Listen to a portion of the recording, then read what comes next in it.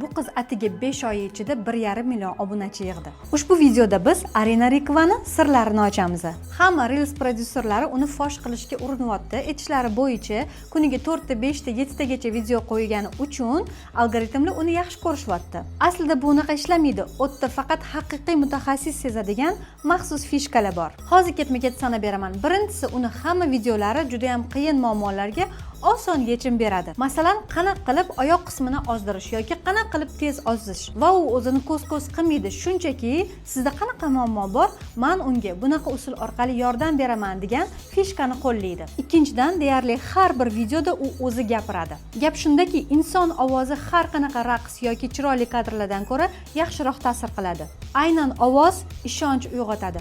Uchinchisi, uni obrazi juda ham o'zgacha.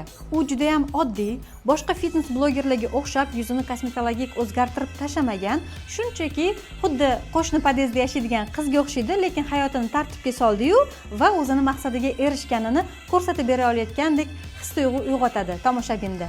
Shuning uchun unga ko'proq ishonishadi. O'zingiz kabi bo'ling. Keyingisi, u juda ham ko'p sahnali reelslar qiladi. To'g'ri, biz unga eng yaxshi aktrisa sifatida Oskar bera olmaymiz, lekin bu narsa uni to'xtatmaydi. U doim muntazam ravishda qanaqa bo'lsa shunaqa reelslarini joylaydi va bu uni eng asosiy yutug'i. Ko'pchiligingizni aynan shu narsa to'xtatib turadi. To'g'rimi?